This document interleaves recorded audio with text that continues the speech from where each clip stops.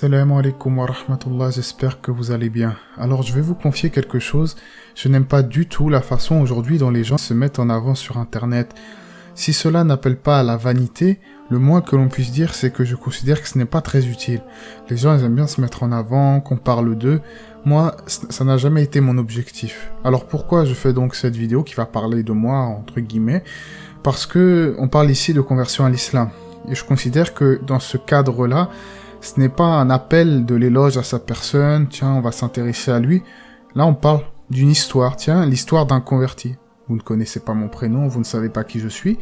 Pourquoi cette histoire peut être intéressante, voire utile? Parce que les gens, en général, j'ai vu que quand on pose des histoires de conversion, eh bien, ça augmente peut-être leur foi, ils disent Subhanallah, Allahu Akbar, Dieu est grand.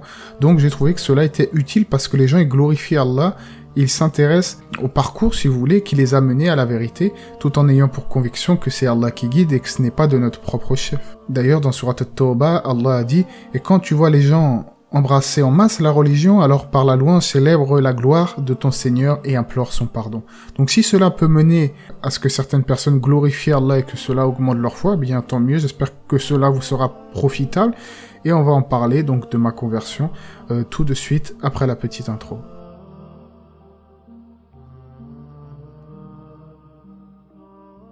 Aujourd'hui, je suis âgé de 29 ans et je me suis converti lorsque j'approchais de mes 17 ans. Alors, qu'est-ce qui m'a poussé à me convertir en tant qu'athée convaincu? Qu'est-ce qui m'a poussé à me convertir à l'islam? Alors, tout d'abord, je suis français, j'ai grandi dans une famille française, athée donc, en me posant constamment les mêmes questions existentielles, et cela d'aussi loin que je me souvienne. Qu'est-ce qui a créé le Big Bang? Qu'est-ce qui a créé les atomes, l'énergie? D'où viennent ces choses, si vous voulez, que les scientifiques n'arrivent pas à définir? Qu'est-ce qui s'est passé avant ce qu'ils appellent le point zéro? Alors, malgré ces questions existentielles incessantes, ce n'est pas pour autant que j'envisageais de croire en Dieu. On ne m'avait jamais parlé de Dieu, et je m'étais pas vraiment posé la question en profondeur. Des fois, je posais quelques questions, mais on me répondait souvent par « moi, je crois que ce que je vois », ou bien si tu veux te faire baptiser, tu te feras baptiser à 18 ans. Donc cela m'a peut-être convaincu encore plus que les religions, ils étaient le fruit de l'imagination humaine afin d'adoucir peut-être ici leur peur de la mort. Quoi qu'il en soit, déjà très jeune, vers 12-13 ans, j'avais pleinement conscience du caractère éphémère de la vie d'ici-bas et des choses qu'elle contiennent. Je m'en souviens encore quand j'avais acheté un CD audio, un jour j'étais très jeune, donc j'avais peut-être 12-13 ans, un CD audio que je convoitais beaucoup. Eh bien, avant de l'utiliser, je l'ai regardé, j'ai commencé à déprimer, enfin pas déprimer, mais je me suis dit, mais en fait, ça va servir à quoi? Et je vais le mettre dans le lecteur, je vais l'écouter, je vais prendre du bon temps, et après ça sera fini. Je vais finir par m'enlacer, et donc en gros ça mène à quoi? Un peu comme la vie, je faisais ce rapprochement avec la vie, on vit, on mange, on se marie, on est heureux, tout va bien, et après on meurt, et puis c'est fini. Et après il y a plus rien. Donc je me disais, mais en fait, il y a pas de sens en fait. Je trouvais que c'était pas très logique.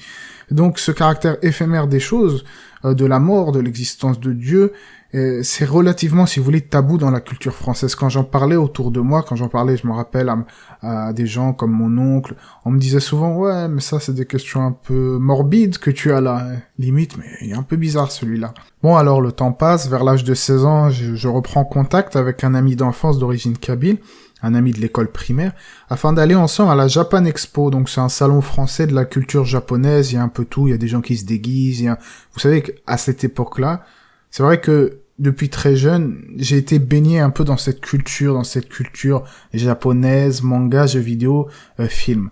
Mais là encore, mes divertissements, ils relevaient un peu de mon état d'esprit à l'époque. Je n'étais pas vraiment branché, comme certains à mon âge, par les jeux de guerre, les jeux de football, les jeux d'action, où il y avait juste un but de consommation, de se défouler, après c'est bon, on n'en parle plus.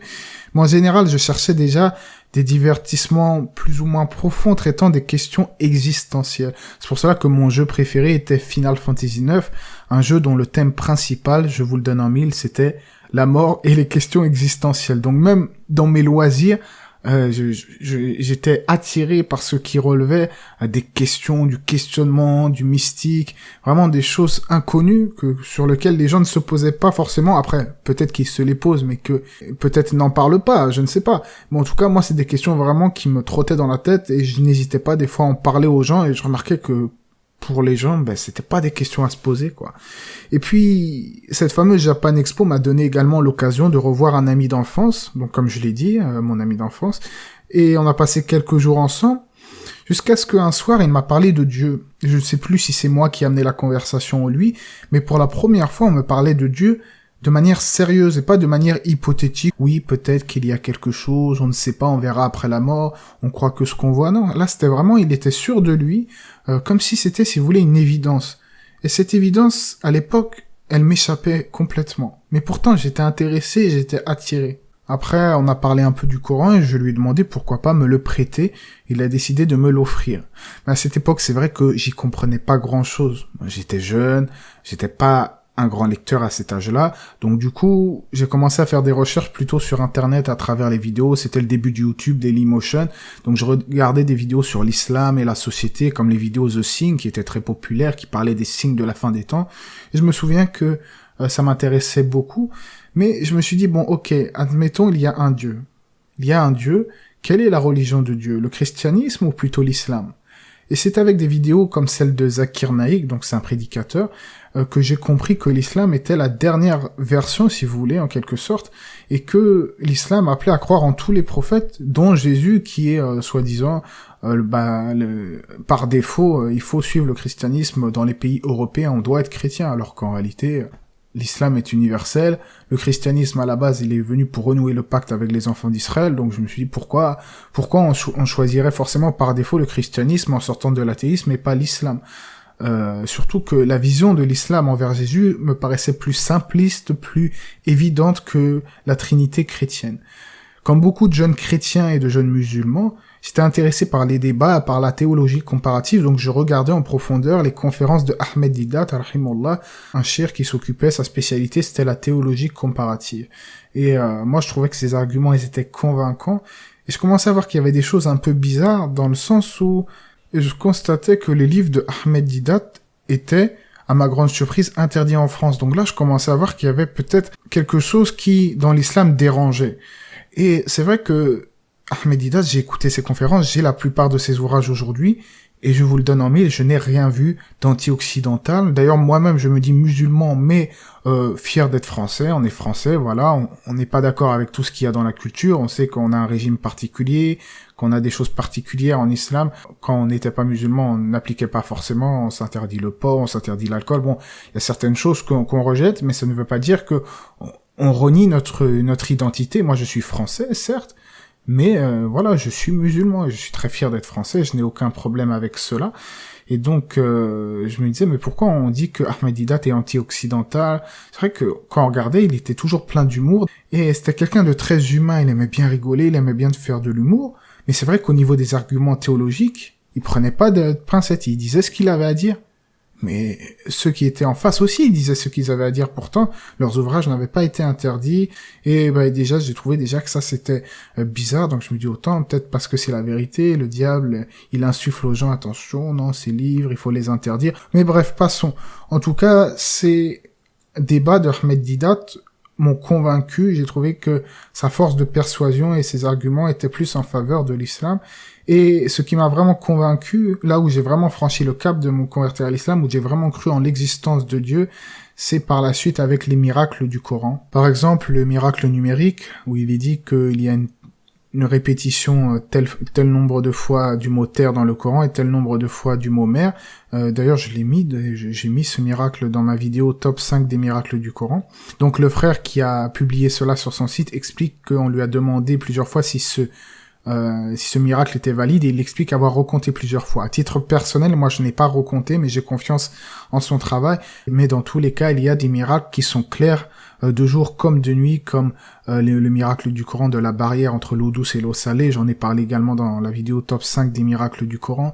Le miracle de la lune, la scission de la lune et les photos d'Apollo 11, le rôle des montagnes, et toutes ces choses dans le Coran, et je pourrais en citer des cents et des mille. Mais par-dessus tout, évidemment, la perfection du Coran, son style inimitable, et le fait qu'à chaque fois qu'on ouvre le Coran, on a l'impression qu'Allah nous parle directement, subhanallah. Donc, je m'étais décidé à me convertir à l'islam, à me lancer, je commençais à apprendre à prier, acheter quelques livres, et à fréquenter, évidemment, les mosquées. Très ouvert, j'étais confiant envers les gens et je pensais évidemment que la communauté serait une et qu'elle serait soudée. J'étais loin de m'imaginer qu'il y aurait des groupes différents.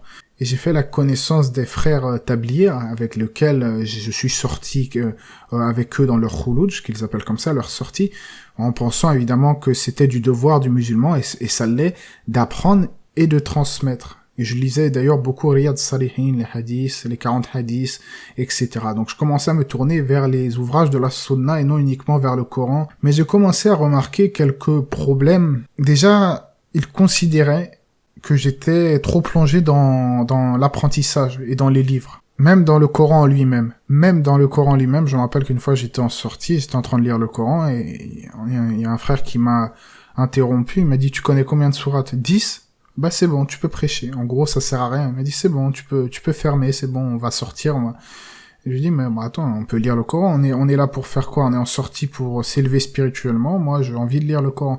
Et c'était plusieurs remarques comme ça où pourquoi tu lis l'histoire de Moussa? Qu'est-ce que t'en as à foutre de l'histoire de Moussa? Ces termes que je reprends, je les ai pas oubliés. Je ne déforme pas les propos. L'important c'est sur le terrain, pas dans les livres. Moi j'ai des cinquantaines de livres, ça me sert à rien, l'important c'est le terrain. Donc en gros ils ne marchaient que avec leur espèce de sortie. Donc déjà je trouvais que c'était assez étrange. Malgré que les assises de méditation sur le Tawhid al-Rububiyyah, on parlait de la création d'Allah. En fait, on méditait, moi je trouvais que ça c'était bien, et d'ailleurs, comme vous le savez, j'aime beaucoup la méditation, Ibn al-Qayyim, etc. Donc déjà, ça c'était sympathique, mais le fait d'apprendre ça, ce n'était pas du tout encouragé chez ces gens-là. Alors je ne dis pas qu'ils sont tous comme ça, mais moi, de mon expérience personnelle, de la plupart des gens que j'ai connus, ça allait dans ce sens. Et de plus, leur compréhension, si vous voulez, du dogme, malgré que j'étais encore nouveau, ça me paraissait dérangeant, je le sentais. On m'avait dit une fois, j'étais assis en face d'un frère, il m'a dit il faut renier la certitude sur les choses et les causes et placer la vraie certitude en Allah. Et dans une autre conférence, des fois il se levait après la prière et il faisait si vous voulez, des petits rappels. Et je me rappelle qu'il y en a un, il l'a dit clairement, il a dit ce n'est pas le lait qui fait mal au ventre, de dire que cela c'est une parole qui peut faire plonger en enfer, mais c'est Allah. Donc cette définition, elle est erronée, comme vous le savez. On a le libre arbitre, tout en restant sous la volonté suprême d'Allah et en ayant pour conviction que c'est lui qui a tout décrété à l'avance. Ce qui m'a poussé évidemment à prendre quelques distances jusqu'à tomber sur des audios clarifiant clairement la situation en m'expliquant que cette idéologie est née à partir d'un rêve en 1925, et de plus je constatais que dans leurs ouvrages, notamment Fadail al-Armal, Ayat al-Sahaba, il y avait beaucoup d'erreurs et un appel au Wahdatul Wujud, c'est-à-dire qu'Allah il est partout de par son essence. Donc, et non par sa science. Donc quand ils ont vu que je sortais plus, ils ont commencé peut-être à se désavouer de moi, à avoir un peu de rancœur. Mais moi, je n'ai pas de rancœur en réalité envers ces gens-là. Ce sont des musulmans, ce sont nos frères. On demande qu'Allah nous guide tous dans le bon chemin, comme je le dis souvent. Donc par la suite, j'ai commencé à me rabattre sur les livres, à m'en acheter de plus en plus, à créer vraiment, à former, à avoir une vraie bibliothèque. Et des ouvrages qui m'ont été bénéfiques, comme les ouvrages de croyance, de tawhid, de hadith, de fiqh, c'est-à-dire de jurisprudence, de tafsil, etc. Et puis j'apprenais également à lire l'arabe, à réviser le tajwid dans les mosquées avec les frères, et à apprendre des nouvelles sourates. Alors je reconnais avoir eu une période où je n'étais plus du tout ouvert, je le reconnais. Contrairement au début de ma conversion, là j'étais tellement méfiant que peut-être j'étais un peu trop dur, et les avis que l'on nous proposait, c'est vrai qu'ils allaient souvent dans le même sens, comme s'il n'y avait qu'un seul avis, donc du coup on considérait que les autres ils étaient dans l'erreur. Et après j'ai compris qu'en matière de jurisprudence il y a de longs débats, des divergences, et qu'il y a plusieurs avis et que chacun avait des preuves. Donc après mon cœur s'est plus élargi, je suis revenu si vous voulez à une espèce de compréhension qui est plus basée sur le juste milieu que sur la dureté et le rejet de ceux qui n'ont pas le même avis que toi. Il y a beaucoup de gens qui ont une approche sectaire et sélective de la compréhension, pas forcément des prédicateurs et des savants, là je ne parle pas d'eux, mais des gens qui étaient dans les assemblées et qui sont présents aujourd'hui dans les mosquées. Il y en a certains qui ont une approche trop sectaire et trop sélective de la compréhension des textes. À ce titre, on m'a dit des fois, attention, il ne faut pas aller dans telle mosquée, c'est des gens infréquentables, ou bien, attention, il ne faut pas apprendre l'arabe dans telle mosquée, parce que ce sont sans doute des gens de l'innovation. Ce sont sans doute des égarés. Et là encore, je commençais à me dire, attention, il y a quelque chose qui ne tourne pas rond. Bien que moi aussi, j'étais passé par des moments de dureté. Et là encore, en faisant des recherches, par exemple sur ce sujet de la langue arabe, je voyais que les savants, ils n'avaient pas cette manière de parler, ils étaient beaucoup plus sages. Bon, à titre d'exemple, le savant saoudien Cheikh Abdel Mohsen Al-Abbad, il a dit qu'il est tout à fait permis, si la personne ne trouve que ces gens, c'est-à-dire entre guillemets ces gens de l'innovation, pour apprendre l'arabe, de prendre deux dans les domaines où ils n'innovent pas, et qu'il n'a pas à craindre d'être influencé par leurs croyances, s'il ne craint pas évidemment d'être influencé par leurs croyances. Et dans tous les cas, même si ce savant n'avait pas dit ça, on parle quand même de langue arabe. On parle pas de croyances, comme si il y a des gens, ils jugent, ils disent non mais toi tu n'es pas capable de distinguer le vrai du faux. Il y a des gens, ils jugent ta foi, ta compréhension religieuse, ton niveau de religiosité, ton niveau de science, alors qu'ils ne te connaissent même pas, ils t'ont vu 2 ou 3 fois. Mais j'ai remarqué que les gens se jugent entre eux, créent des groupes entre eux, se détestent entre eux. Alors comme je l'ai dit, je ne suis peut-être pas d'accord avec l'idéologie d'établir et leur manière de faire, mais ça ne veut pas dire que je ne les considère pas comme mes frères musulmans. Et dans tous les cas, donc comme je le disais, je n'approuverai jamais l'esprit sectaire au nom de la religion, parce que c'est cette religion qui m'a fait découvrir les prophètes. C'est la religion universelle d'Allah. Est-ce que Allah il veut que l'on soit dans un tel sectarisme? Et bien que cela fût un décret de sa part, que la communauté se soit divisée, il faut chercher à se réunir et ne pas se dire c'est bon, on est divisé, on reste divisé. Non, au contraire, la communauté, elle doit être unie. La communauté de l'islam, cette religion universelle. Allah, il a dit dans le Coran, Qul ya ayyuhan nas inni rasulullah ilaykum jami'an. Dit, ô vous les gens, je suis le messager pour vous tous. Mon parcours en matière de sciences religieuses s'inspire énormément des avis de Cheikh Uthaymin, rahimahullah. Donc déjà au début, par rapport à la jurisprudence, ma façon de prier, ma façon de voir les choses, et aussi de sagesse. J'avais confiance en lui, il m'inspirait le juste milieu. À titre d'exemple, il a toujours combattu fermement donc cet esprit partisan qu'il y a au sein de la Ummah, et c'est ça que j'aime beaucoup chez ce savant. À titre d'exemple, on va faire un peu de lecture, je vais vous citer par exemple une de ses fatawas sur le fait de former des groupes en islam, et vous allez comprendre la sagesse de ce shir et pourquoi je l'aime autant. Eh bien, on le questionna: comment considérer le phénomène d'appartenance au courant islamique actuel? Il répond: avant toute chose, mon frère, je dois te dire que je suis totalement contre et je n'approuve aucunement le fait de former des groupes dans la religion de sorte que chacun de ces groupes se considère différent des autres. Ensuite, il continuera plus loin dans le sens de ses propos. Je mets en garde contre l'esprit partisan. Je considère qu'il est obligatoire pour l'établir, les Ikhwan, Salafi, etc., de se regrouper ensemble et d'étudier la question afin d'en ressortir avec une pensée unique. Donc, comme vous l'avez vu et comme l'a dit Cheikh Uthaymin, rahimahullah, le principal, c'est de rester unis, de chercher à faire des invocations pour nos frères, ne pas rester cloîtré dans une case ou dans un groupe. Le but, c'est de s'émanciper de tout cela et de plutôt suivre la sunna et la sunna des califes bien guidés du prophète sallallahu alayhi wa sallam, sans esprit de parti, sans esprit sectaire, en cherchant le bien et la bienveillance pour la communauté. En tout cas, c'est ma façon de voir les choses aujourd'hui à ce stade, et aujourd'hui je vous propose sur ma chaîne YouTube de propager mes connaissances, de vous transmettre ce que j'ai appris, de vous transmettre ce que je peux puiser de mes ouvrages, et j'espère que cela vous est bénéfique. N'hésitez pas à aimer la vidéo, à vous abonner si vous ne l'êtes pas, et évidemment, eh bien, si vous avez des idées, si vous avez des sujets qui vous intéressent pour peut-être l'avenir de la chaîne, je me ferai un plaisir, si je trouve que cela est pertinent, eh bien de publier cela. Je l'avais déjà fait une fois, un abonné m'avait parlé d'un sujet qui l'intéressait, ensuite j'ai fait une recherche et j'ai publié cela. En tout cas voilà, j'espère que cela vous aura intéressé. Allah c'est mieux, et que la paix et les bénédictions d'Allah soient sur le prophète, sa famille et ses compagnons.